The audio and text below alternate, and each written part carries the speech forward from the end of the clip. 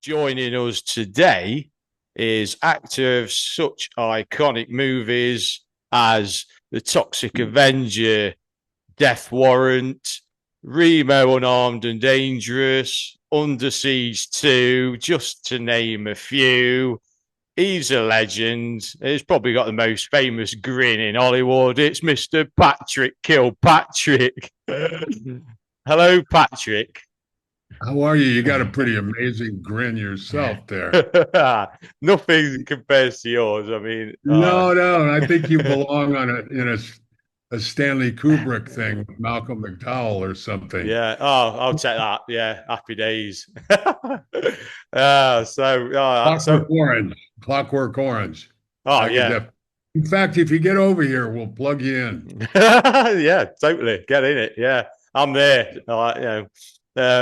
Yeah, this is absolute honor. So thank you for doing this for me. So if we can have like a brief discussion, if that's okay. I tend to start like the earliest stuff. So the first movie that you kind of is down as is the Toxic Avenger. All right, so we did an episode on the trauma films, and Toxic Yes. Avenger was one of them with Class of Nukem High.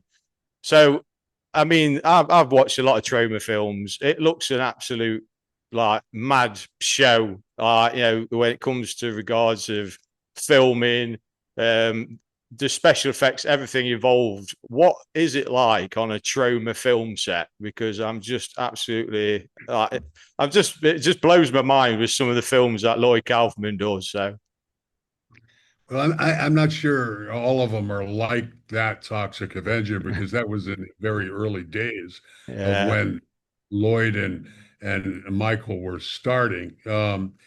For me, I was really just a beginning actor. And so I was transitioning from doing student films at New York University.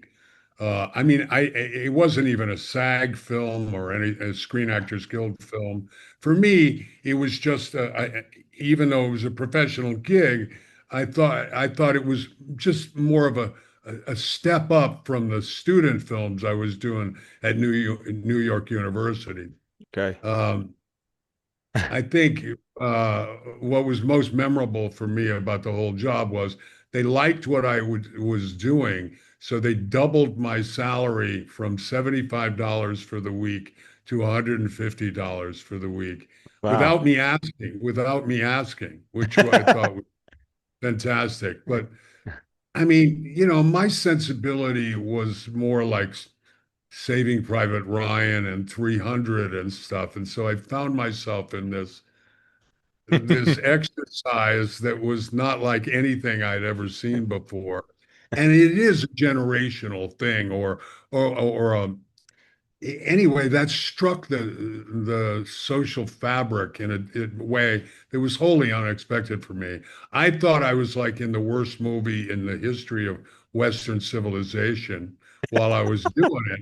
I was having fun, but it was like they were doing stuff like the guy gets his arm ripped off, so they hired a veteran with no arm, so which makes perfect sense now, but I'd never seen anything like that, yeah, because I was coming from New York theater and uh, I hadn't even yet made it into sort of prestigious British films that had come in there.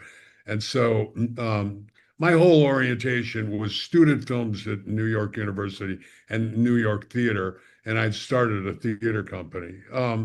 So what was it like? Well, I think the movie was financed by a crime boss, wow. uh, a mafia guy, and his girlfriend. And he was about 80 years old, and he had a beautiful blonde, the ingenue, who's the ingenue in the movie. And I think Ah, he financed the movie so his girlfriend would get a job, and she was very beautiful. And I was coming out of a relationship with a woman who had left me for a really rich guy. And which was appropriate because she needed a lot of help economically. So anyway, what happened was so I was pretty down on beautiful women going off with really wealthy guys who are much older Okay. for this reason, because the woman that I'd been with was a dynamic fashion designer on the rise. And of course, once the economic imperative to take care of that was taken care of, she didn't ever become a fashion designer. So I thought this older guy, rich guy thing with younger dynamic woman, it was not to the good because it would stop them from having the economic drive in order to take their whatever their aspirations were to the highest level. And I Okay. think to some extent that's true. You know, if you remove the drive for economics from some people, they lose their ambition. And so maybe they become something else. They become a socialite or something like that. So I expressed this sentiment to the blonde girl one night while we were sitting there.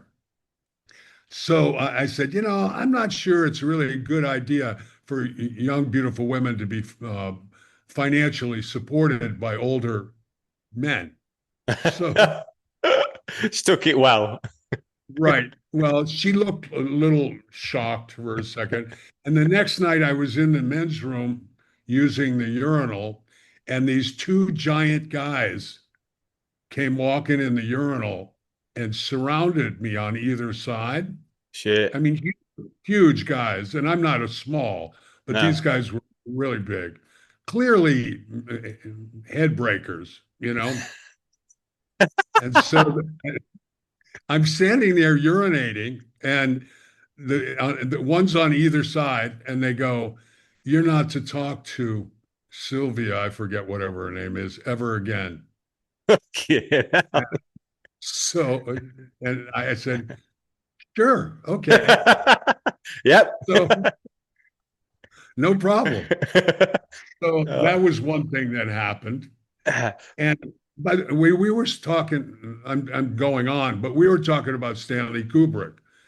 Almost everything I did in that movie was uh, sort of my version of Malcolm McDowell in Clockwork Orange, painting my face one color and another and everything yeah. else. So I Wow. was sort of lifting what I was doing and improving. None of that was written. We improved Oh, everything. really? Oh, that's So that fast food scene is just absolute crazy. I heard that you point a shotgun at a woman and a child, like, and you didn't take to that very well. So was that a reason really why you was just like enough? I'm fucking done, or was that no, real? no, I Or was that got just into it. But, you know, I know a fair amount about firearms because I was raised with shotguns and stuff. My yeah, father always said, you know, people get shot with a shotgun, they don't survive because even if they get you to a hospital, you're going to, at close range, you're going to die because you're going to bleed to death, you know, because yeah? the wound is so severe. So I don't remember that I objected to it. I thought it was, you know, I'm a particular kind of personality, and having played the villains, doing things that are obscene and that you know are things that you, if you're shy about doing those things, you probably shouldn't be playing the villains. But yeah, I thought this is appalling. I'm pointing a shotgun at a baby, but yeah, and then would go ahead and do it with gusto. You know, like I did a Criminal Minds episode uh, where I played a guy who was in prison for life, and so he blackmails a plastic surgeon on the outside to implant augmented breasts in his son, who's my cellmate in prison. And when I read these things, I go, I almost didn't go on the audition for that one because I just thought it was the sickest thing ever.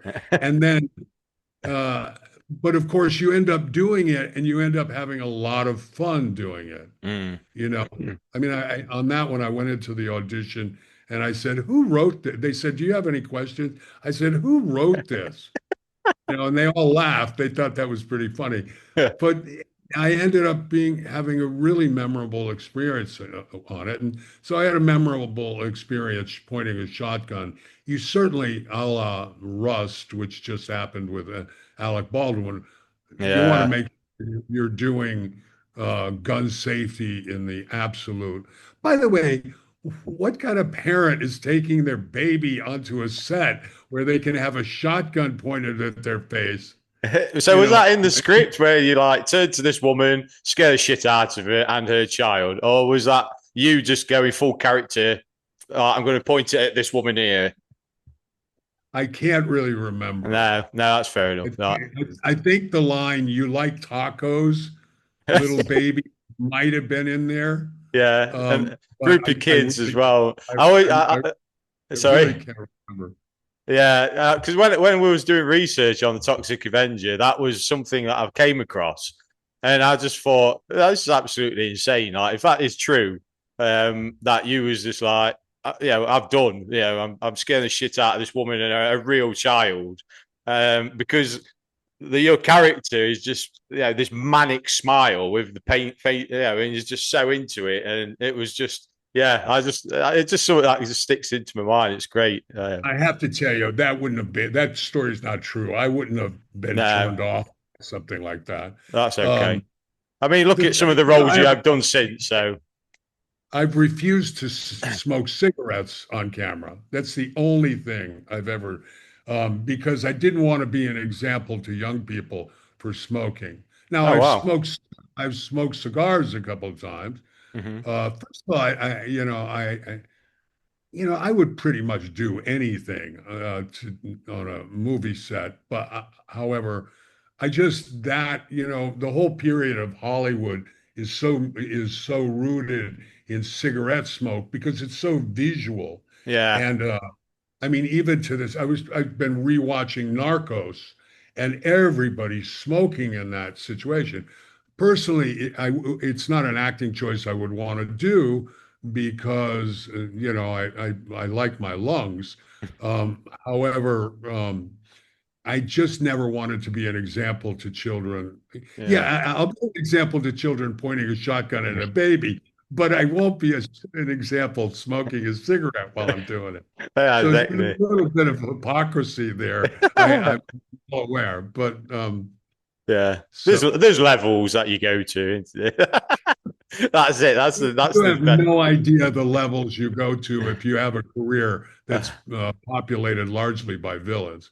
Because what happens is you run out of the emotional stuff that you've gotten the sick images in your head that you've used in order to manifest this stuff. So you go to levels of imaginings in order Yeah, to stimulate um, that it's a good thing that the mind is a very you can imagine anything and still not be guilty of anything, you yeah. know. So Use what you I need. yeah, I picked that up early on. Just imagination is not the crime. The crime is only the behavior. Yeah. So No, that's totally makes does that sense. make sense? Absolutely. No, absolutely. Sure. I What mean, state? I'm sure you've thought about murdering everybody at VHS uh, on any given day, but Yeah, anybody that doesn't collect physical media, like my head goes wild. So there you go. yeah, exactly. Well, that's the wonderful thing about imagination. You Yeah, can go anywhere with any thought. You're not guilty of anything just by, although that doesn't fit in with biblical things. Biblical scholarship, if which I'm hardly an expert on biblical scholarship, but if you think a certain thought, then you are actually committing a sin. I'm not so sure I actually go along with that, No. but it might be something to work on.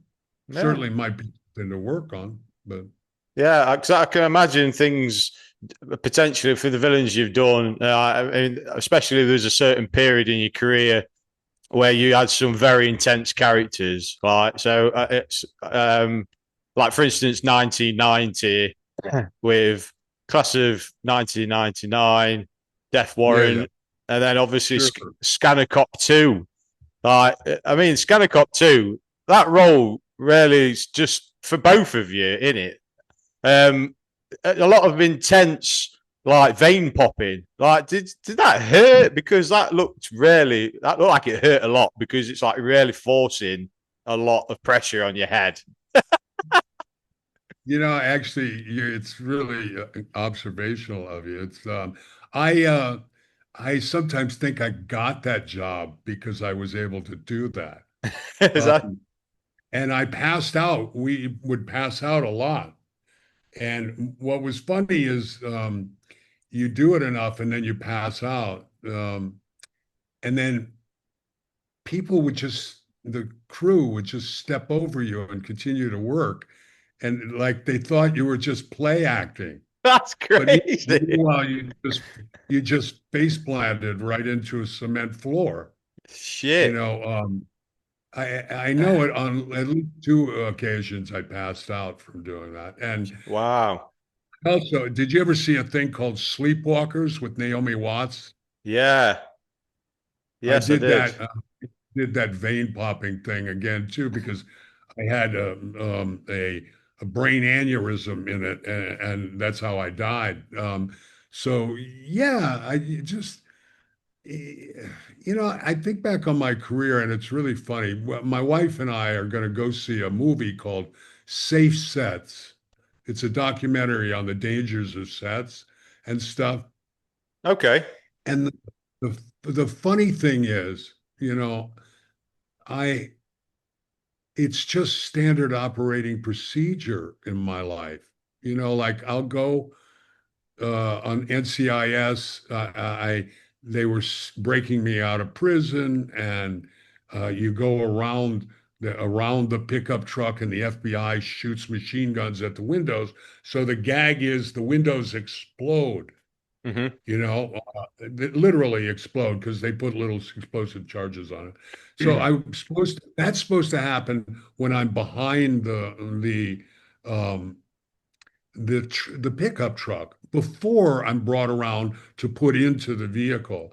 Well, we went around the vehicle prematurely, I guess, and the windows just exploded right into our faces. Sure for And now. so, I mean, I'm so grateful, and it was a miracle we weren't blinded by the glass. And this tells you how sort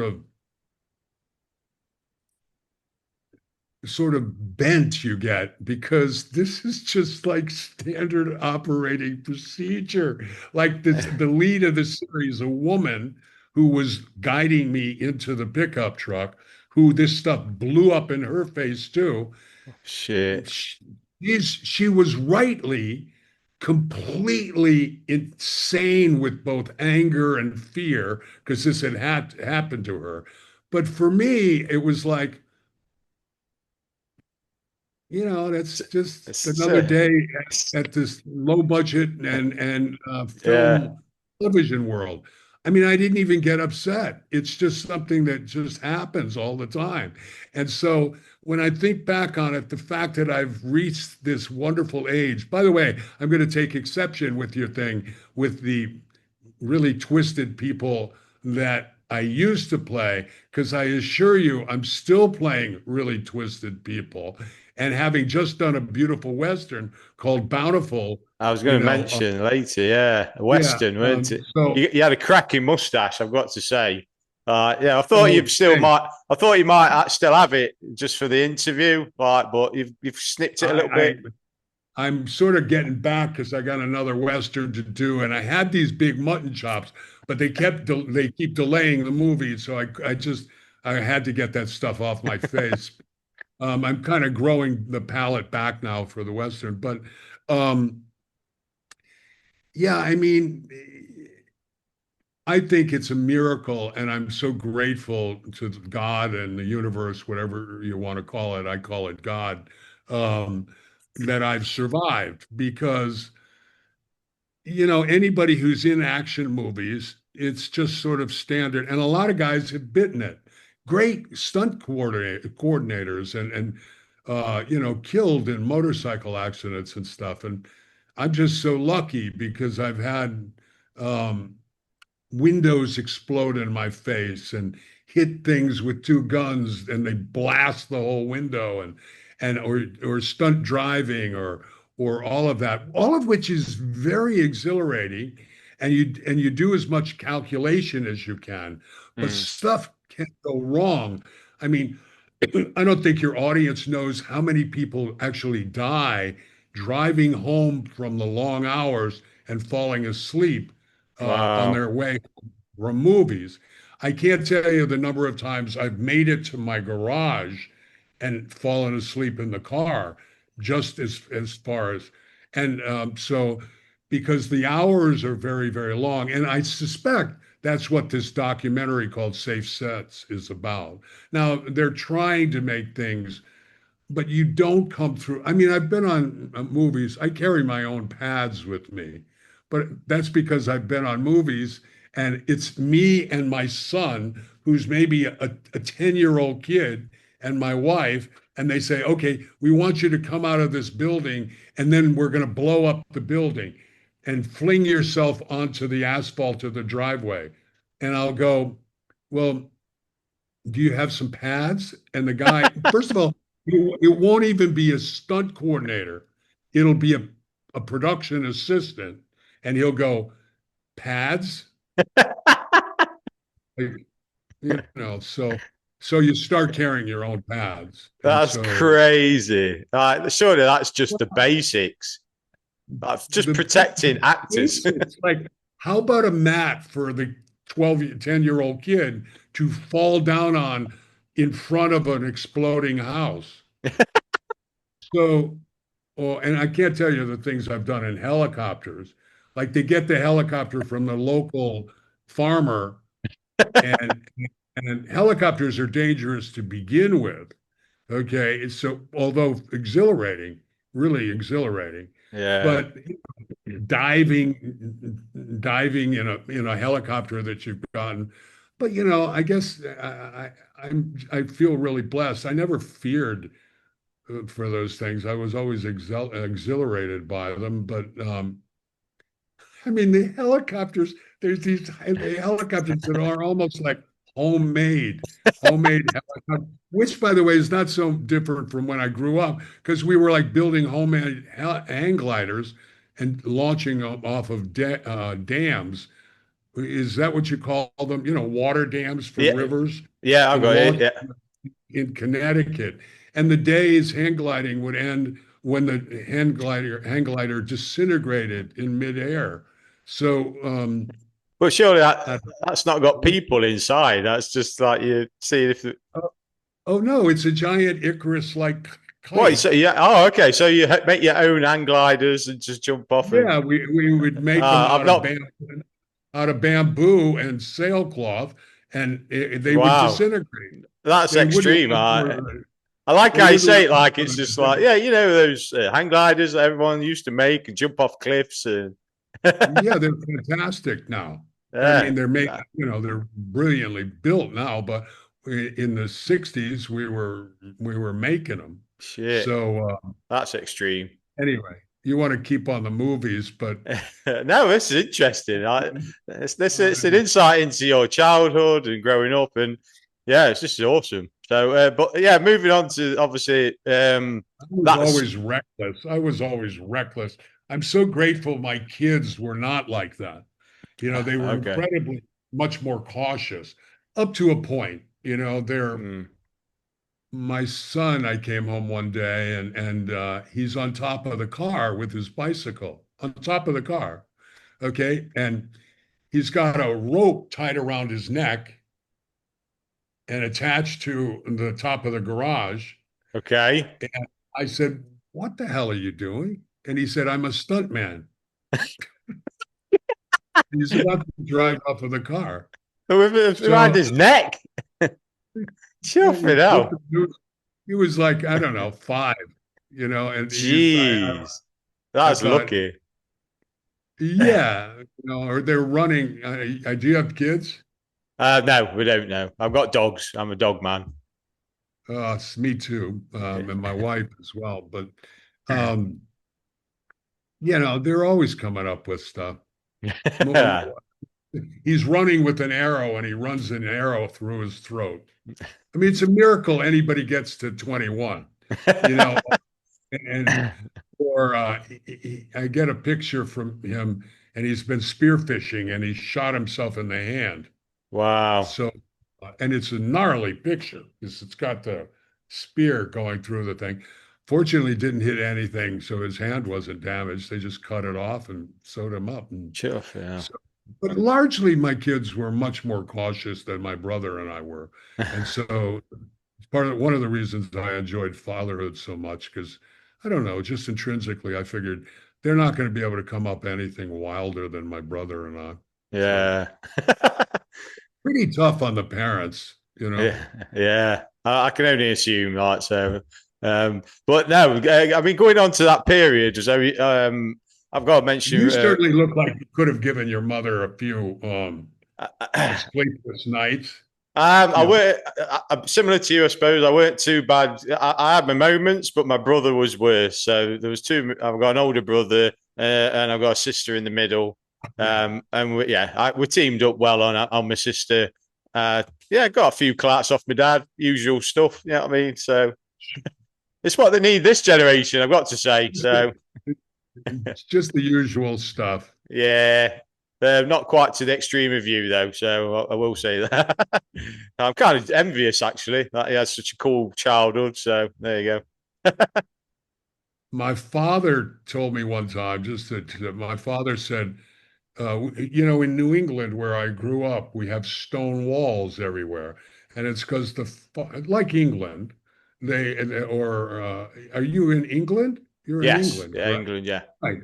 So the farmers take the rocks out of the fields and they build walls with them because every winter the frost kicks the rocks up into. You don't want to break a plow or you want to have a cleared field, so they build walls with them.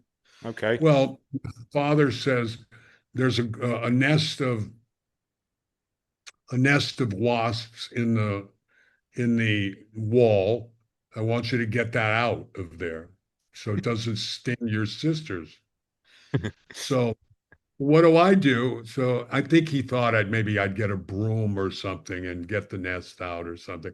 So I get a can of gasoline and I pour it into the wall and not knowing what's going to occur, I figure it'll just flame out and burn the wasp out.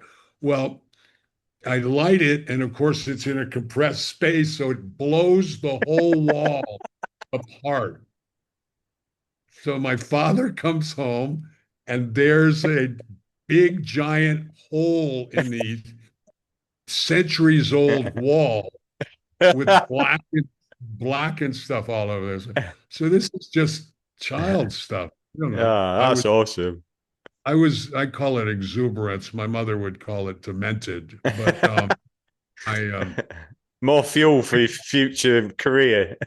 well, yeah, exactly. Yeah. So, there you go. Yeah. So going on to like the earlier days, like the 80s. So Yeah, Remo Williams, he played Stone. So yeah.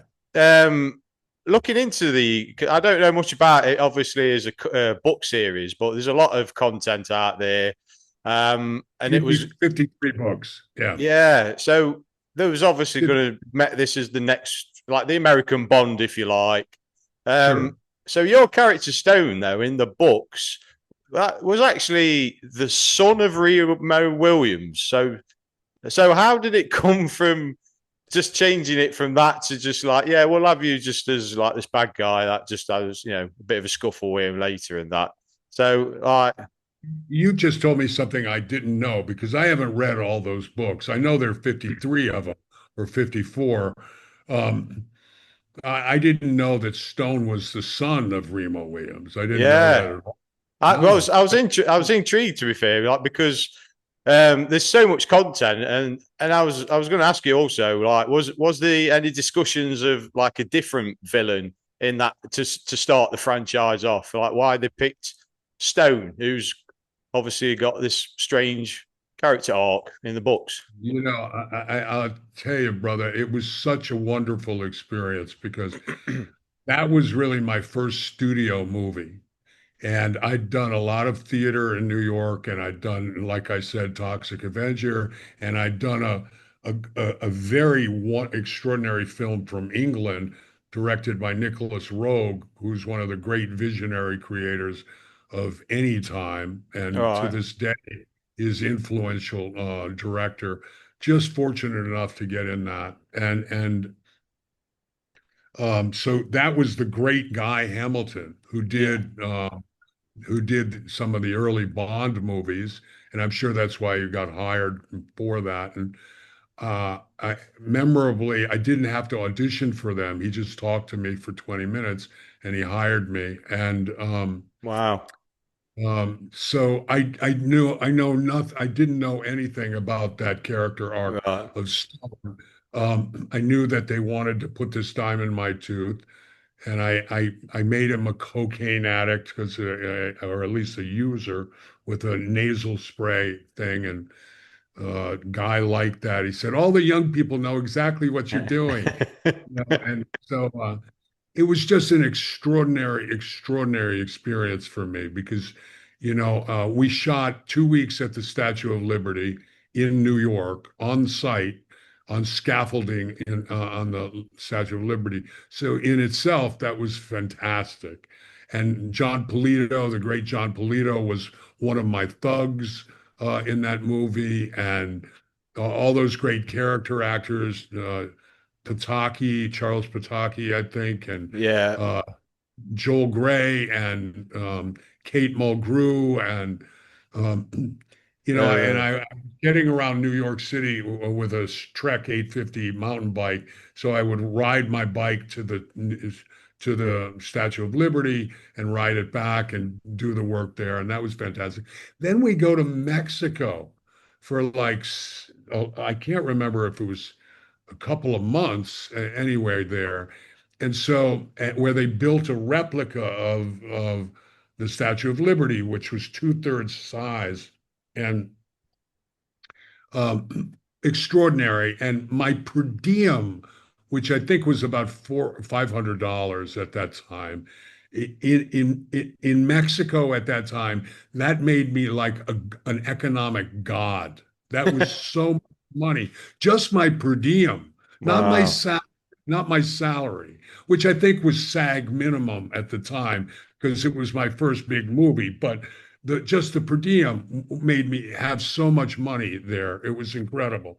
And like a cab ride there, I took a cab ride from the airport to the hotel, and it cost me $2.50. And I found out I got ripped off.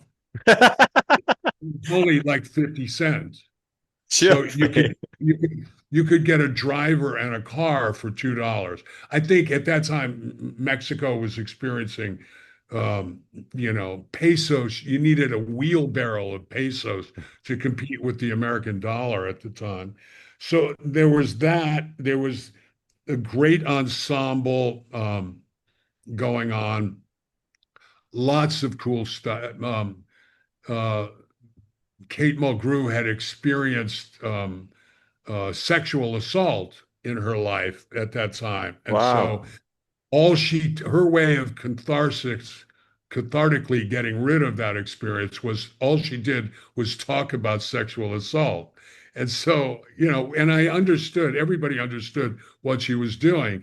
And so that was going on. Okay. And, and, uh, I just had a great experience. AJ Preston, the African American fellow, Yeah. I don't know, Paul, he's the only guy who didn't become a great character actor, but he didn't become a superstar from everybody who was in Body Heat.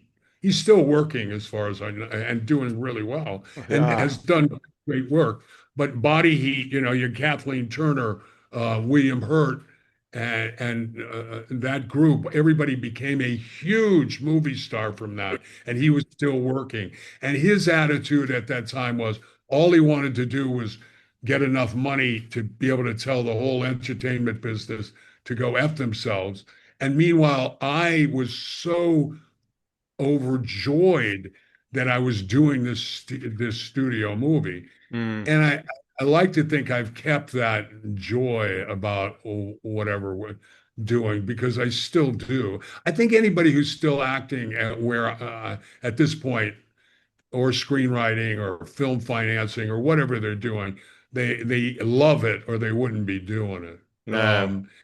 So as far as acting goes, you love the creation of moments. I mean, the movies I'm doing now, I'm so fortunate, and I hope your audience really responds to them as they come out. Like there's Nessie, which is a family film from Scotland. Cynthia Rothrock. By the way, Wow. the interest in the retro '80s stuff and '90s stuff is so powerful. Cynthia just did Black Creek, this mixed martial arts western, and I played her brother, and that's been has been released now. Oh, wow. I just did the whole shot with Olivia Gruner, which is a um, a sex trafficking French commando jet ski movie. Um, Sounds awesome. Yeah, exactly. Everybody I tell that idea to, they go, I got to see that movie. And then I just did Bountiful, which is this beautiful, encompassing, nuanced script by Paul Winters, who's a cinematographer and director and actor, and his wife Patty is his producer in Arizona, in the same town that Tombstone was filmed. And I shot Wow. Legend years ago. I mean, it's just, I feel so blessed to be doing the work that I'm doing. Catalyst, playing a priest trapped by his own sins, and um, and the work that we're doing here at Uncommon Dialogue Films as a screenwriter and with a great team, Tonde, who works with me, my wife, Heidi Bright, who's central to the screenwriting and everything we do, Maria, who just left after 4 years to go to Gersh Talent Agency, Raffaello, who's my producing partner and works with us every day, Jeff Snyder works with us remotely. I mean, we're working on films that I feel so blessed to be doing and going forward, and through thick and thin, through strikes, through whatever, we keep going and doing stuff, and just so much joy involved in it. It's really hard work, and it's really sometimes dangerous work, but it's something that we all love, and we Yeah. really, and I hope that resonates.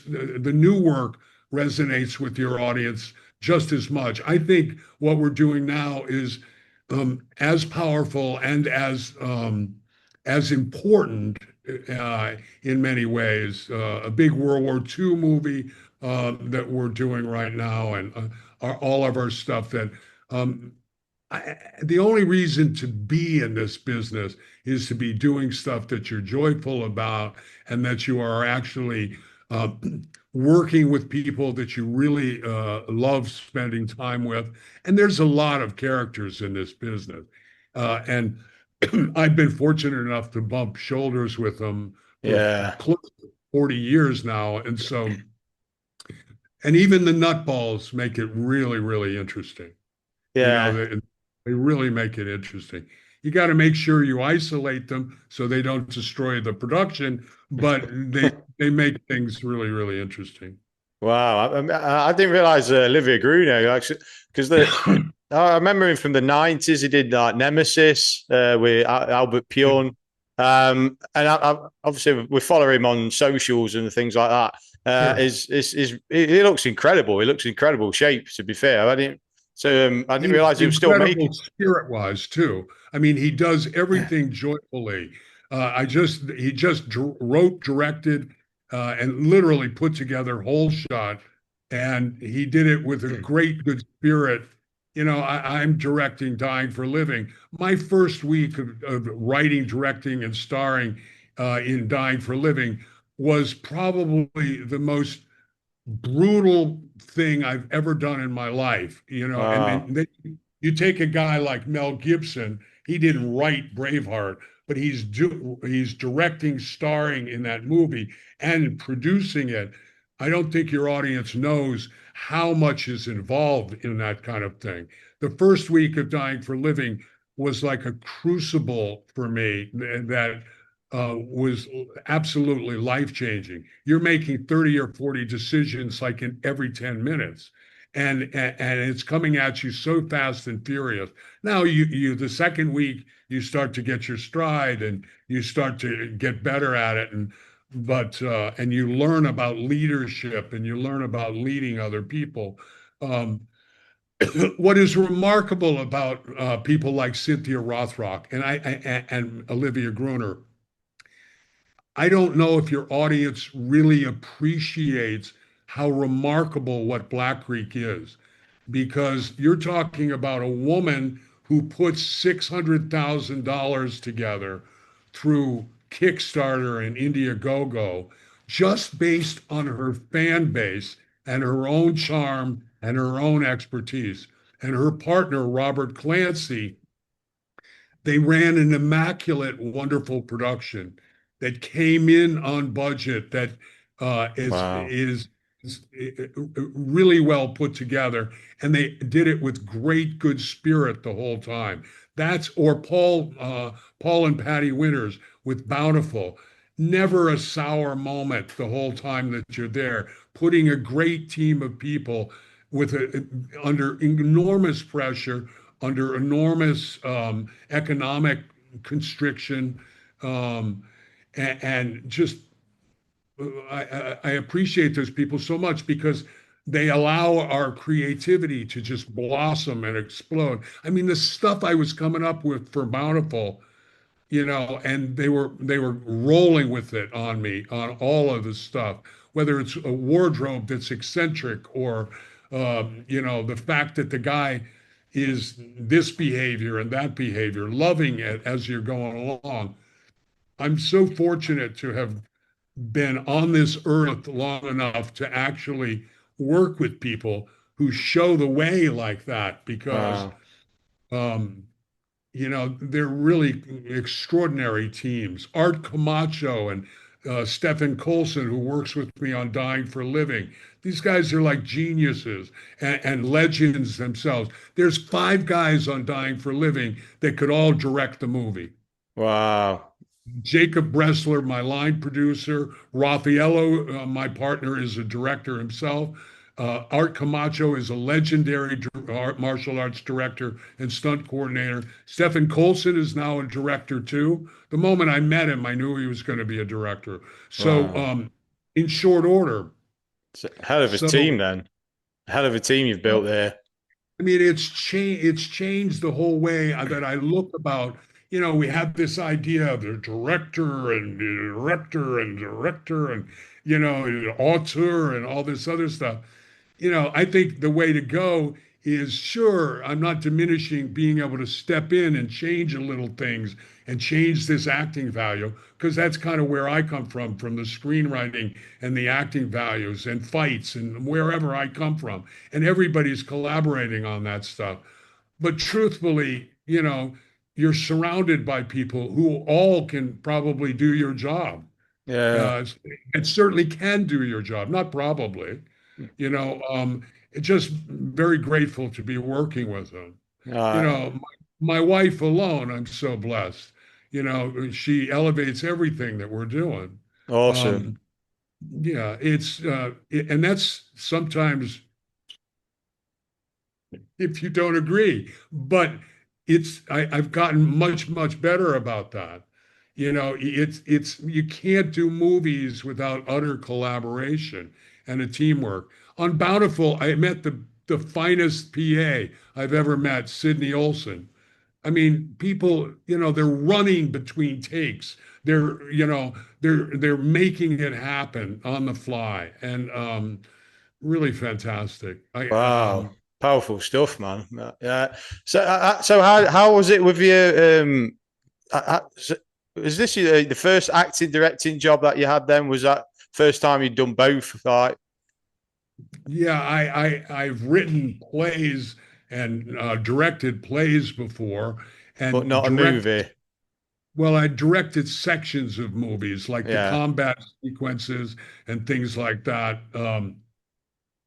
I'd taken over where some directors walked off a couple of times, but this was the first time, the money dropped, and we had to put the script together. We had to put the team together and star in it. By the way, when I say I'm starring in it, there's there's probably a dozen people, and I don't know the exact number of people, all of whom are action icons. Olivia, Nina Bergman's astounding beauty and complete badass Hmm. martial artist and actress. Tatiana Neva's spellbinding talent and great beauty. Higan Machado, 8-time world jiu-jitsu champion, a complete jiu-jitsu martial arts god. Um, Wow. who else is in there? Chuck Liddell, Oh, two-time wow. world light heavyweight UFC champion. The Shit. Wall twins, these two beautiful twins that are so incredibly funny every time they open their mouths. They speak in unison, and it's just That, we had to stop at one point because we ran out of money. And I'm so grateful for that because the script gets better and that we add talent. And, it, it's all destiny and it's all God's plan, in fact. Um, Here's something else I've learned from directing and producing. If whatever you think, and I hope I carry this into life, and I hope that your audience can too, but if something appears like it's a negative, it's really just a pivot towards the greater good on a certain level. wow. Disasters. Or your actor gets COVID the morning you're supposed to shoot. So what happens is my son stepped in, and I originally wrote the part for my son, but like a lot of sons, he didn't want to work with his dad because he's his own man. But then when our actor, who's classically trained and mixed martial arts trained, gets COVID, my wife was able to say, and I said, "Will you come and help me out?" And my wife was able to have him come down, and he did a bang up job, and he's Awesome. great. So things happen because of a wonderful design. I was going to say, so it being your first like directing and starring, is it a lot to get your head around, like preparing for a role, but then having to snap out of it to then organize and is that what was that one of the kind of toughest things that you learned on set? No, the toughest thing I had to learn on the set was to let go as the screenwriter, you know, Right. and allow these such talented people to do their work and apply their creativity to it when it may take a shape that's better or that has nothing to do with what you've written on the screen. That was really challenging for me, because it was like just shoot what's on the page, just shoot what's on the page. But it's actually they're coming up with much better stuff in a lot of ways.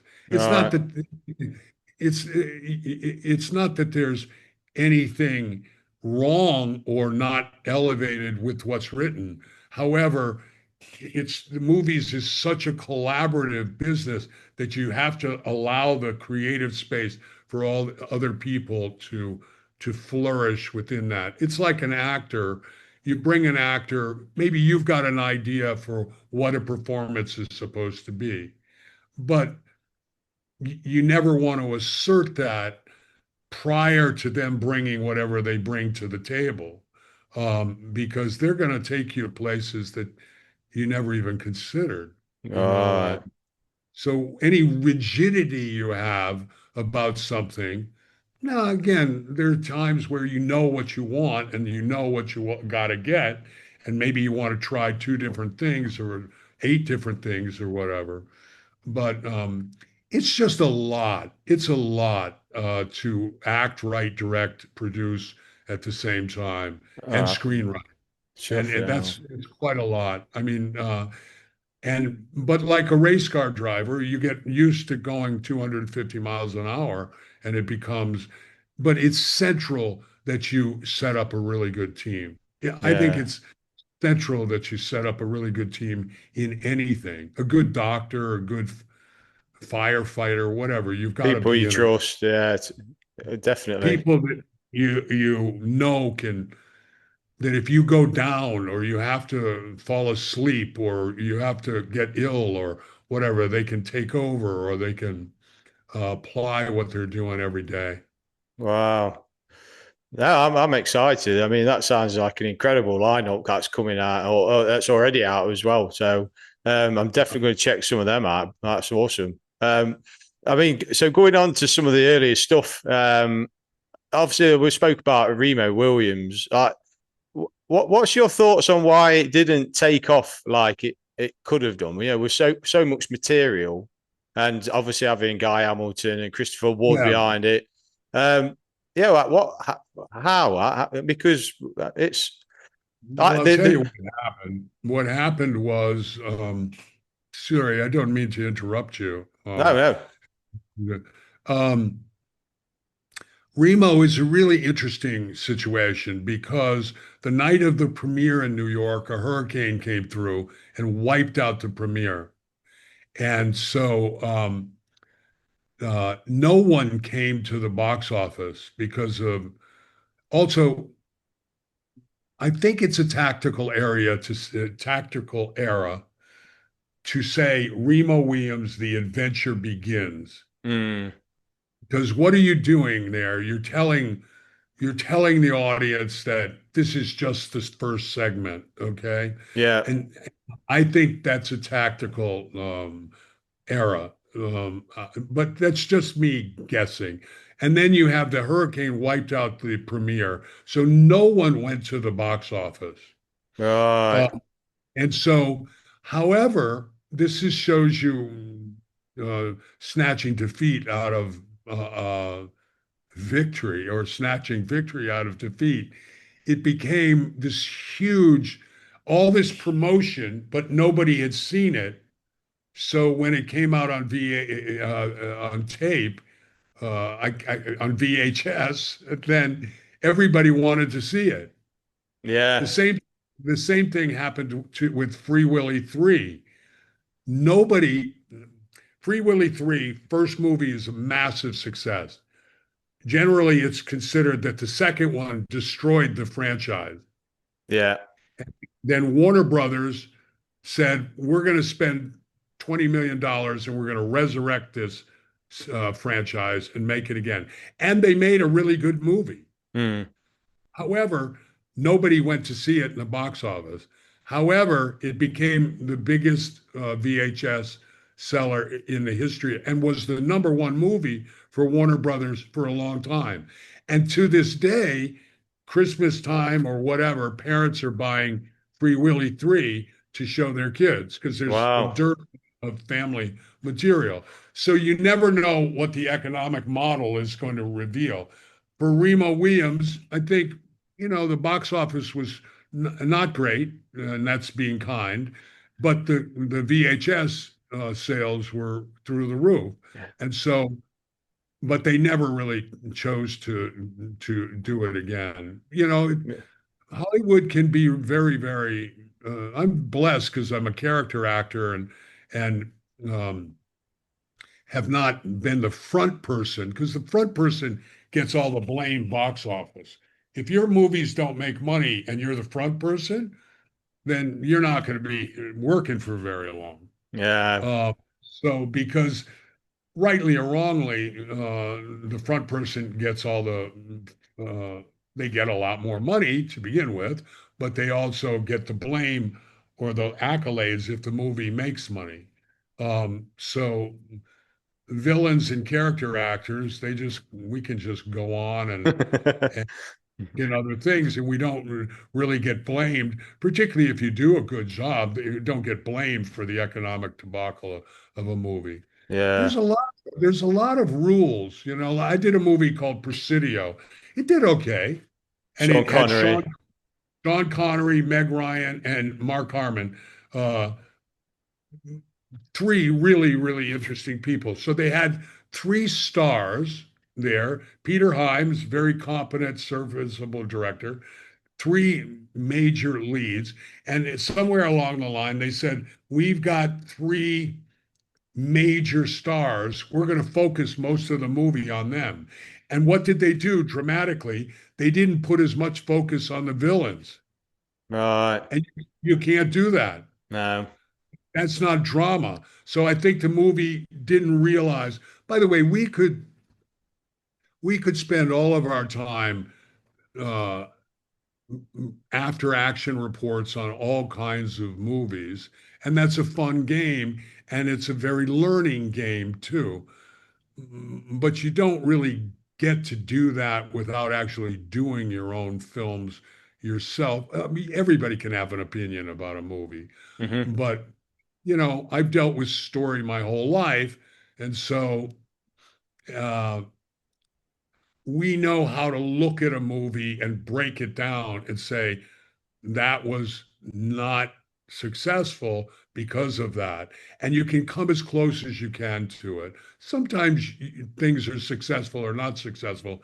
You don't know why. But we try to quantify why things are successful and why they don't. That said, there's an audience for almost anything. It finds its own water and it finds its own fan base. Yeah, because I So mean, Remo's a cult, like say VHS tape now. It's like we're speaking about it now. Like we did an episode about it, the ins and outs of the movie, and we did a Fred Ward double. Such a great underrated actor of his time. I feel like doesn't get enough credit. I don't feel. But I absolutely thought it was awesome. sweetheart guy too. Is he? Oh, Sweetheart guy. Uh, reading into like his history and his background and stuff, and how he made it into movies and that, and just his chiseledness about, it just seems a really cool guy. So, but yeah, it was just we absolutely loved it, and now it's got this cult audience now, so it's just going to grow because I feel like it's like you find a lot with these films that they don't seem to do as well at the cinema at the time, and then they find their audience. I mean, nowadays it'll be on streaming platforms, where in my growing up day, it was on VHS, DVD, whichever. Yeah, and it finds its own audience, like you say, like become some of the highest grossing tapes or whatever at the time. So, sure. um, I just want to mention a I mean, how strange. wonderful that is that you guys find your way to these things. Much like my son found his way to Led Zeppelin Wow. uh, without me even guiding him to it. That these things find a life and find an audience and find a. Um, I'm sure that makes Fred very happy. It makes me very happy knowing that. In the same way, if you look at Sterling Hayden, do you know who he is? No, I don't ring a bell. Did you saw The Godfather? He played the police officer that they shot in the Uh-uh. Italian. Okay, he All was right. a great, great, incredible. He was Dr. Strangelove, in general in that incredible career as a character actor. And I think of his stuff, all those noir things that those guys did in the timeline of Hollywood. Those people are iconic, and their imagery is going to last forever. And I'm glad that you say this about Fred Ward and the people that we're discussing, because that's kind of comforting to know that you're going into the great abyss. Since we're at the VHS abyss, we're Yeah. all going into the great abyss sooner or later, Yeah. because nobody gets out alive, then actually there will be people, hopefully, that will be watching these things for however long. Yeah, I feel that definitely. Um, I'd like to mention, talking about going into the abyss of movies, there's probably one that I don't know if you remember much about, called The Cellar from 1988. Yeah, I Um, just had a great experience uh, because of it. But go ahead.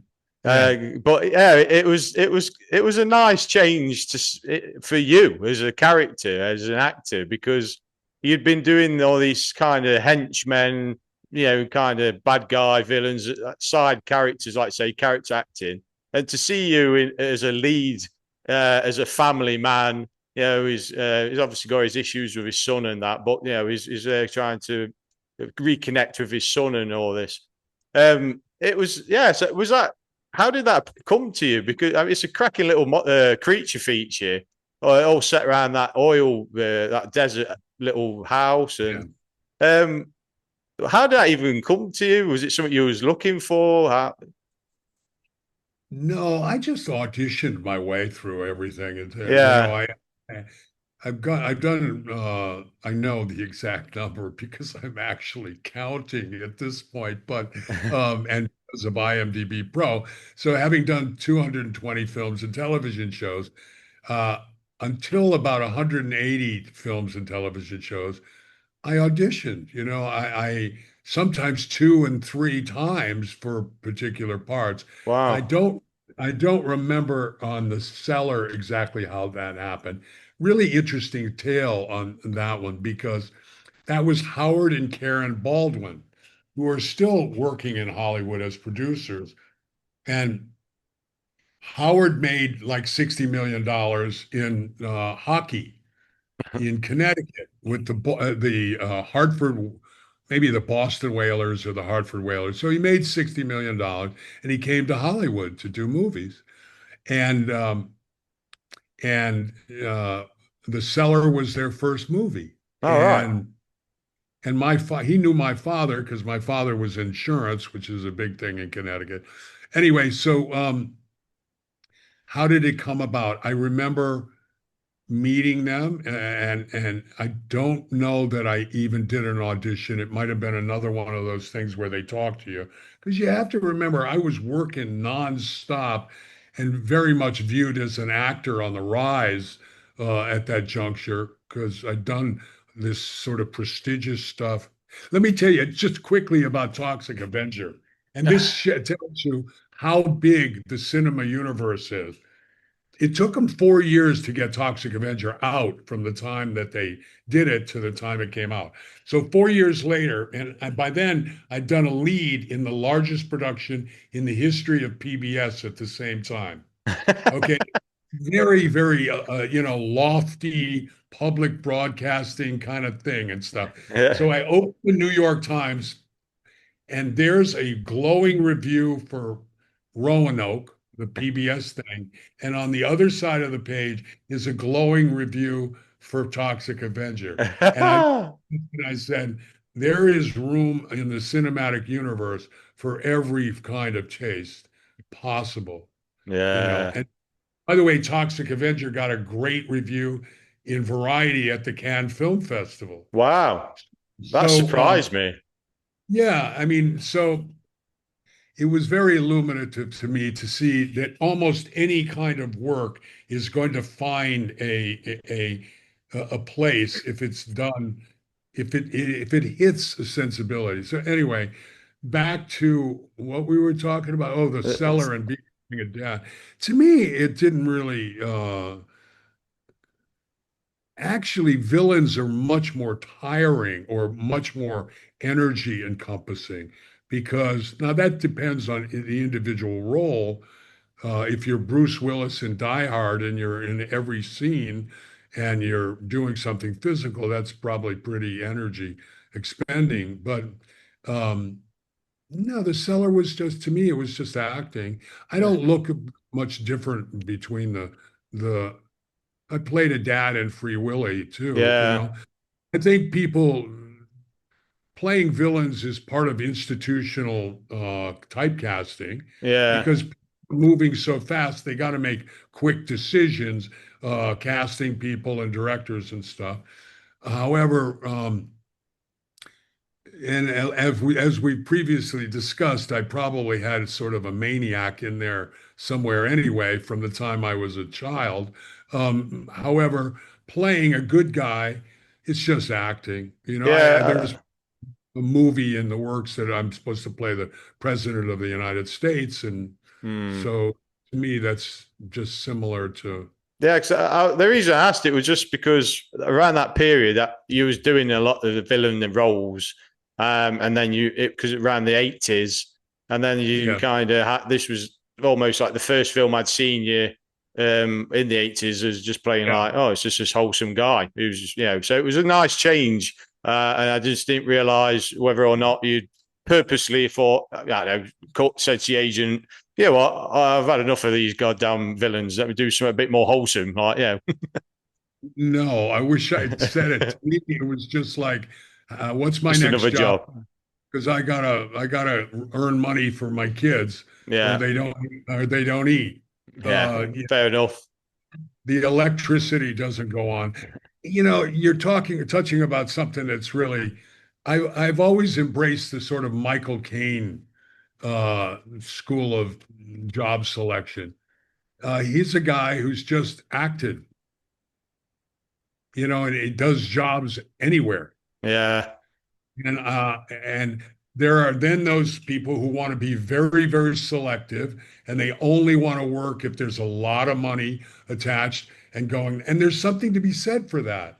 You want to try to get raises as you're going along, but also you want to keep working because it's the exploration of the work that really means something to you. So every actor has to make those kind of decisions for themselves. But there's plenty of guys who do that real selective thing, and then they're not working anymore, or they price themselves out of the deal and they just move on. Yeah. So No, that's fair enough. Like I say, you're I in it. just I joke around and say integrity didn't play a big part in my Um, no, it's just keep working because you know what? Artistically, you can get something incredible out of even the most tiny job. I mean, I did a job that a director who was a Nigerian shopkeeper.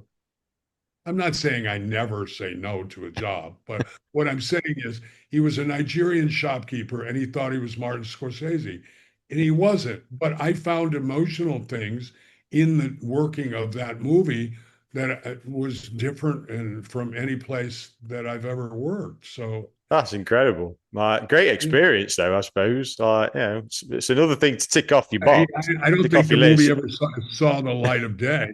Although later we got hired to give him notes, which I don't know whether he took it or not, but um, So, you know, I've become much more selective because my life is largely about what we think is elevated filmmaking here at Uncommon Dialogue Films.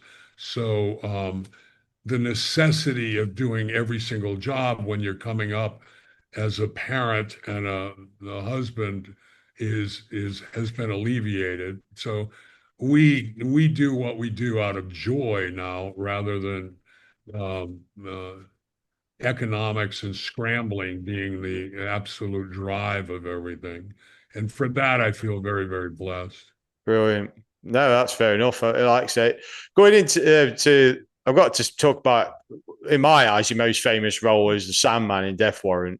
Um, I mean, how do you look at that as a role for yourself? I mean, you must be obviously known mainly for that role a lot and spoke about it a lot.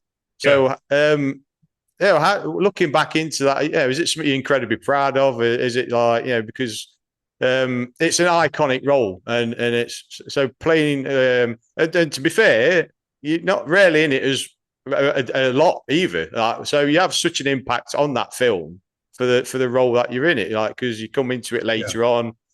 So yeah, what was the experience like? The shoot with Van Damme and the big fight scene. Well, I come in right at the very beginning, and where he shoots me, and I go up against the wall. Yeah, That was one of the few times I used a ratchet. You know, a ratchet is a harness that they put under your clothes, and it's a pneumatic drill. They're really quite dangerous, and can be, where you're blasted backwards. You're yanked backwards. So I Right. used, so that was memorable. I, I just knew how to play that guy. I knew, and I knew the psychosis. I spent some time at Bellevue Mental Hospital, just because I was curious, because the writer Ken Kesey, who wrote One Flew Over the Cuckoo's Nest, so I volunteered to go and play pool, basically, to keep mental patients company when I was working as a writer for Time Magazine or in Time Incorporated. So I just Wow. went over to Bellevue to spend time in a mental institution. And mostly I played pool with the inmates, and they didn't want me to let them win, which was, meanwhile, I was like, well, I better let these guys win. So, because I was a good pool player at one time, no more, because I've spent a lot of time in billiards halls in high school and college. But um, so, what was it like? It was. I learned a lot because you remember I had blotched hair. Hmm. Uh, well, that was the height of the AIDS epidemic, and so.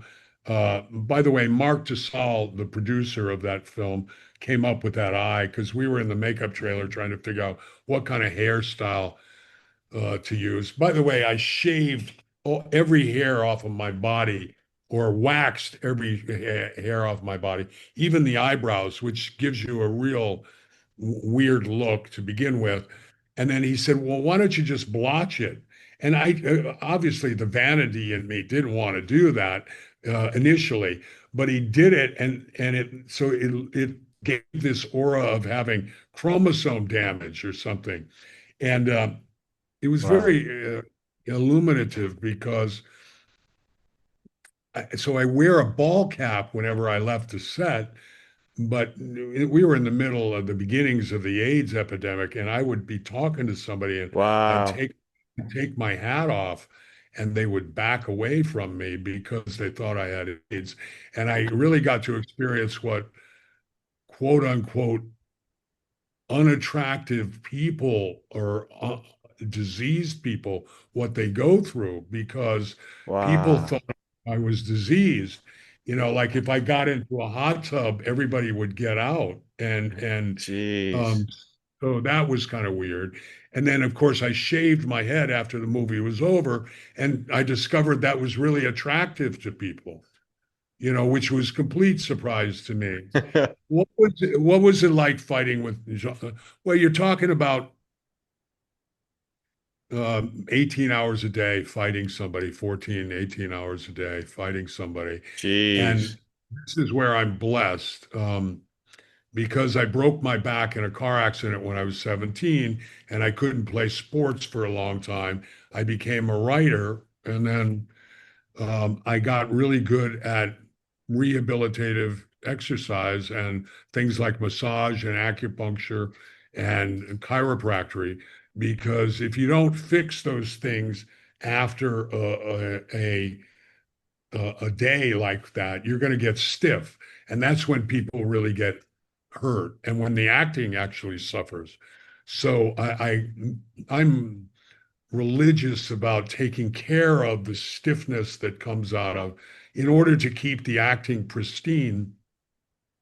I'm very glad that Sandman has endured.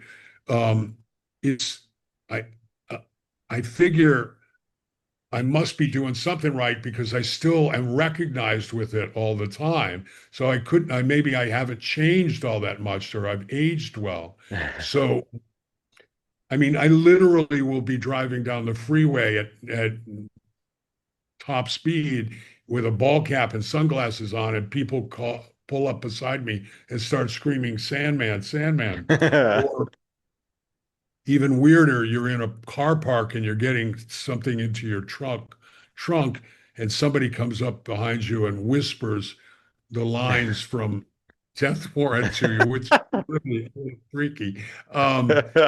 The best thing, I'll tell you what the best thing is. The best thing is when you meet somebody, I don't know how old you are, but who saw that movie when they were very, very young, and they run into you in real life, and just for a moment, they don't know if they're in a nightmare or they're in if it's real, and Yeah. they don't know if I'm going to kill them or something.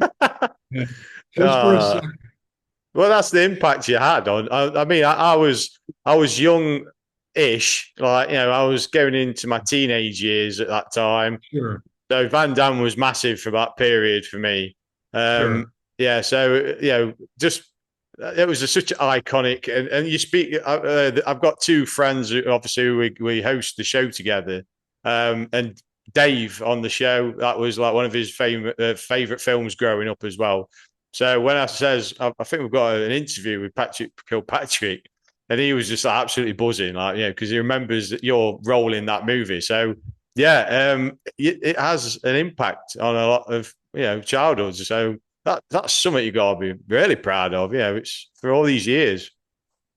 I am. I'm proud of it, but also very proud of the people that I was working with because Jean-Claude was an incredible storyteller and fight choreographer then. Um, It was a and great script. David S. Goyer was it? One of the writers. he became a huge, it was his first script out of USC. I call them the anointed ones because they come out of the University of Southern California or UCLA. And he, and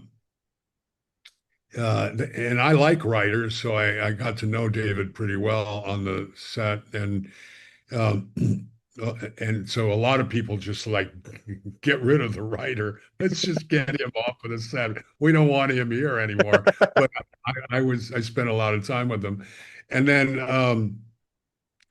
Darren Serafian, who I'm still working with, and his buddy, he's attached to do one of our films right now.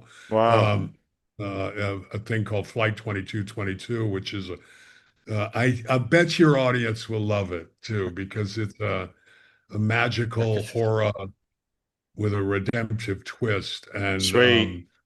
and he's attached to do that, and perfect guy for it. And um, he's very imaginative too because I saw him come up with a lot of things in Death Warrant, which really enhance, like when you're I think Jean-Claude is diving for a gun, and the gun is huge in the frame. Well, Darren took it upon himself to carve a pistol on his own time in huge, huge thing to put it in the front of the shot so that it looks like the gun is massive in the frame as you Wow. dive into it and stuff. So little touches like that, and from Mark and the hair and stuff like that.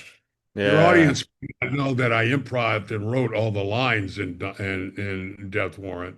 Wow. Um, so That's I only think incredible. I have 10 lines, and I came up with, But you you know, have so yeah, what was it like? Jean-Claude's a fascinating person, and if you're a student of psychology like I am, or people, which I think is a real thing, if you're an actor or a writer or anything, you want to watch other people. To watch who he was then, and as stardom and everything embraced him, is a really interesting journey. I did Blackwater with him 29 years later. We were behind it. I always thought that they were going to do a remake of Death Warrant, but it never came. So I don't know what the deal was I on think that. that would be awesome nowadays. I think there's definitely a revamp of it now because it seems like that's a little bit of a craze at the minute. They're revamping a lot of old films. So Yeah, yeah, I did hear about great skill. It's great skill in some cases, like the remake of Texas Chainsaw Massacre by Michael Bay, and some of those movies are really well done, really well done. yeah. To be So seen to be like transported to a modern audience, definitely. Yeah, I'd like to play an aging veteran cop hunting the Sandman, oh, that'd be uh, awesome. or the Sandman. The Sandman. Well, maybe Maybe you we could should do it with your try to. production company. Like that could be Yeah, something you could maybe we work. should see if we can get the rights to Death Warrant. Yeah, why not? Let's go for it. Yeah, I can come in. I could be like play your son or something. Like, so I've got that grin that you were on about, and yeah, Well, I'll tell you what. You get your audience to we'll set up a little campaign, and you get your audience to send in contributions to the purchase price of Death Warrant's rights, okay. and we'll do it, and we'll turn all of you guys into executive producers. That's it then. Right. Awesome. Right, you heard it here Uh, first. Right, that's it. yeah. Once we find out how much the rights I- are, Is that MGM? MGM is troubling because they've got so many bankruptcies always going on and acquisition. it's There's a great series of novels called the Prey novels, which are fantastic stuff. It's like Silence of the Lambs. It's about a wow. Minneapolis police officer who hunts serial killers. They're brilliant. I love these books. And I tried to get the rights to them, and they're all tied up in an MGM. MGM is just a crazy morass of legal. Look at what Bond is going through right now. Yeah, You because know? Prime, Amazon, do they have they because they have got the rights to it then, or is that just something they've? Yeah, you bet. I'll bet you Amazon Prime has the rights to Death Warrant. Yeah, I've saw it on there Yeah, recently. To be fair, so yeah. but I did the MGM thing. I thought Amazon didn't bought their rights to all their films or something. Um, but it The was the Sandman. The Sandman. Well, of course, you can't kill him because he's still alive in 2025. yeah. Um, Why not? oh, I they love it. cloned him. They cloned him. There you go, One of modern. one of the convicts picked up his DNA or his took a piece of him, and they've cloned him now. And so, Well, it's been uh, done in Jason Voorhees. It's, they froze him and brought him back in the future. The technology is there now, so yeah, yeah. it's not too.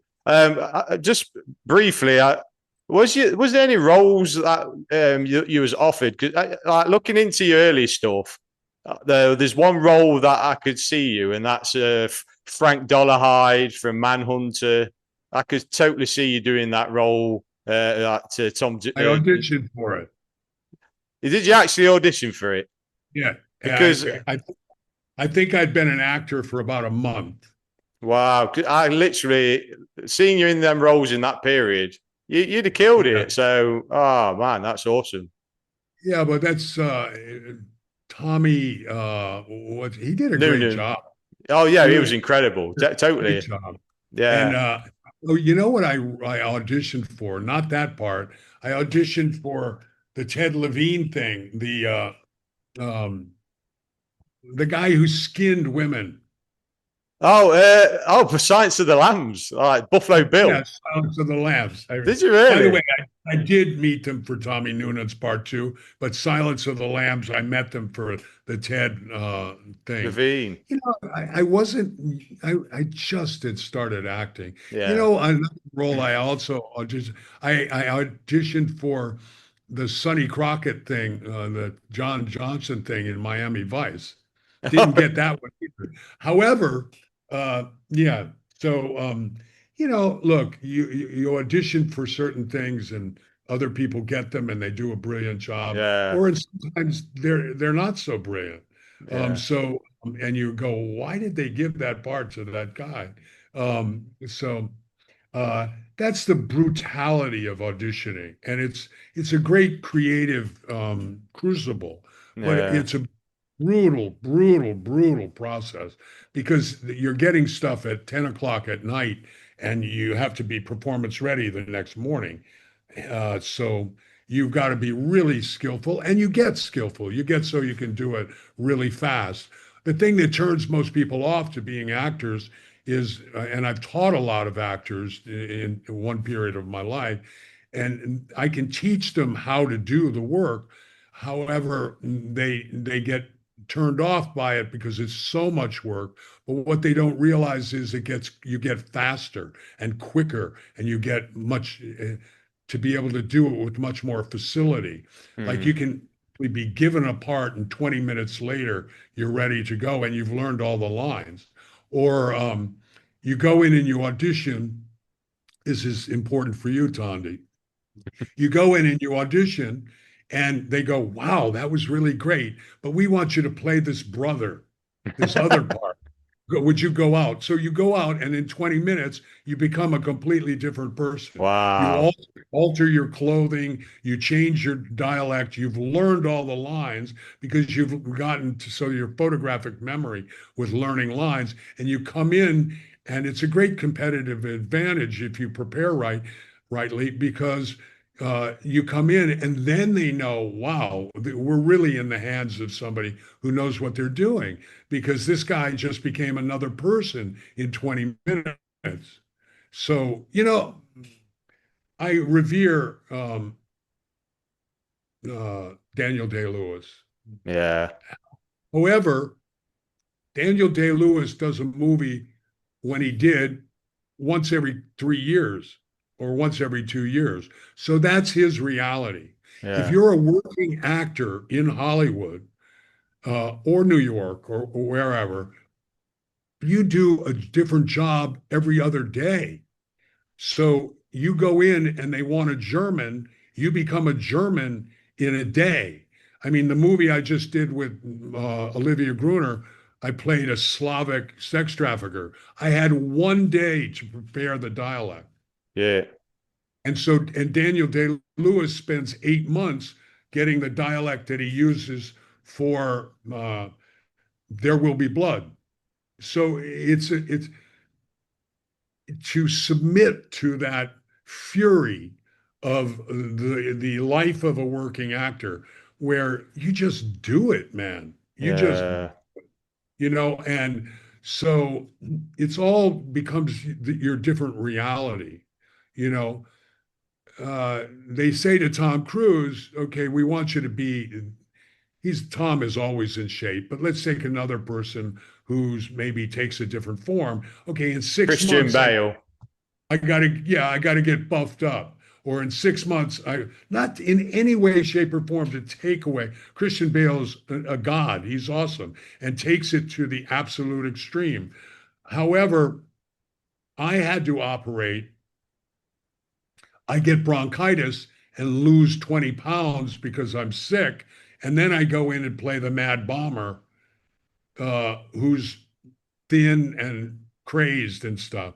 So in my life, it's a more miraculous process because for me, I'm sure Christian Bale's life is miraculous for him, but the universe puts me in the right position Mm. for a job. Like I'll suddenly start lifting weights, and then all of a sudden I'm playing a damaged football coach or a football player, or like I said, I'll get sick and the right role. It's like the universe is taking care of me in a certain way because I've never had the luxury of, oh, in 6 months, you're going to do something. In fact, I have a little bit more time now because I usually act 2, 3 times a year, whereas I was doing 37 jobs in 1 year I then. saw that. That's So, incredible. That's insane. yeah, so you just do it, and you're rolling in dirt outside the office for the audition because you want the character to be a dirty cowboy. You're rolling around in the flower bed at Paramount. You're changing in the car. You're changing in the car or the bathroom because you got another audition after that. That's So crazy. No, I mean, enough respect to you for it's that. I got. I great. was just, sorry. It's just the life, man. There's a Yeah. great Ryan Reynolds just put out, and he talks about his days. Not Ryan Reynolds, the other guy. Who's the guy in Gray Man? Oh, Ryan Ryan Gosling. Gosling, fabulous actor, fabulous actor. But he talks about what it's like to do that audition process, and I call it the crucible of creation. Look, the auditions are impossible, Tondi. They're impossible. You're going to get 20 pages of dialogue to learn in 5 hours or That's overnight. crazy. No way you can do that. However, if you throw yourself into the abyss and do it, guess what? A miracle happens and the door opens Hmm. and all kinds of crazy stuff happens. And it happens. So, and it works. It will push you beyond whatever you can imagine, just in the way writing, directing, producing, and screenwriting and starring in a movie will push you beyond. That's the reason most people give it up because they can't take it, or Yeah. they just decide to do something else. It's not for everybody. If it was, everybody would do it. Who would not want to be a movie actor, or who would not want to be a novelist? Being a novelist is not for everybody, you know. Yeah. So you've got to. Somebody once said to me, a guy named Mark Soper, who was a huge actor and heartthrob at the time, and I believe he's still working and still around, but he was a household name at one point. He said, the making of an actor is what happens in between when there's no acting. Right. Because what you're doing is you should be writing and creating content and increasing your skills and dancing and doing martial arts and doing pistols and doing dialects. And, when I started, I would do dialects 2 a month just because I loved doing it, and paying Juilliard dialect coaches $50 a session. Now it's $200 an hour. So just So, because I love doing that, yeah. and learning new skills and doing all that stuff, motorcycling and guns and sailing and all of that stuff. That's all stuff I love doing. That's So, awesome. so I was writing about it and I was doing it too. Horseback riding, you know, I've seen actors fired off of westerns because they couldn't horseback ride. You know, so you better learn how to horseback ride if you want to do westerns. Yeah. You know, I mean, everybody's destiny is different. But what I'm saying is, when I mentor young actors or young writers or producers and stuff, do a lot of different things because it expands the universe of your ability to work. Learn how to sing, learn how to dance, learn how to do all these things. Always be expanding your skill set because guess what? The universe is going to go, okay, you learned how to do that. I'm going to give you a job to do it in. Yeah. The universe You is a gotta be ready. Yeah. the universe is a miraculous place. I would study acting in acting class, and I'd like do Requiem for a Heavyweight, and prepare that role. It was a good role for me at the time. It's a boxer who's had 115 fights or whatever. Next thing I knew, I'm doing Requiem for a Heavyweight in regional theater. Shit. Or I Wow. go to see a Nick Rogue film, Don't Look Now, which is a masterpiece of horror. Hmm. And 2 weeks later, I'm meeting him and I'm doing his film. Wow. So the universe is giving us messages of what we need, all the time for what you're going to need, what you're going to do. Like meeting my wife, Destiny was taking care of me. Yeah. You know, Wow. um, just what I needed in order to go forward in uh, my life. So the people we meet, get out of your own way and realize that the universe is taking care of you. No, that's awesome, mate. Great. I mean, I could listen to you all day. It's Yeah. unfortunately we're gonna have to call it. Unfortunately, Unfortunately, I've I've got to call it a day. I could literally like talk to you all day. Like seriously, like I've got so much to talk about, but unfortunately, I've got a limited time. So, yeah, um, yeah. And but I'm unfortunately I push you to your limit. So yeah, we'll it's come back when we are promoting one of our movies if you'll have us back. 100%. Yeah, because there's so much more I could talk to you about. So, it's been an absolute pleasure. You're an absolute legend, Mr. Patrick Kilpatrick. Yeah, Oh, VHS icon. Thank you for having us. and doing this interview. It means so much. So, Well, God bless you, and I hope you love the new work we do. And also, if I might, shameless act of self-promotion, on Barnes and Nobles and Amazon, the first volume of my memoir is there, and it's called Dying for Living. oh, sweet. Uh, and in the Audible, I did the Audible myself, and so if somebody wants to, if they like to read, that's kind of my tip of the hat to the literary gods, and so along with our scripts. So if they like, that's available on all platforms and stuff, and onward and upward. I'll see you. And by the way, the second volume is all show business all the time, and Oh, mate. That's onward and upward. No, thank you. I will be getting that personally because I love an autobiography myself. So that's I'm glad that's available. Thank you very much. Well, I hope you like it, and I hope you'll speak to me after you read it. Thanks for this opportunity. This is incredible. So, Patrick Kilpatrick, thanks so much. You've been an absolute legend. So I appreciate it. Thank you. You're awesome, and you're very kind. And legend should be posthumous. I'll see you soon. Thank you so much. Thank you all. so much. Bye bye. Thank you. Thank you, sir. You're awesome.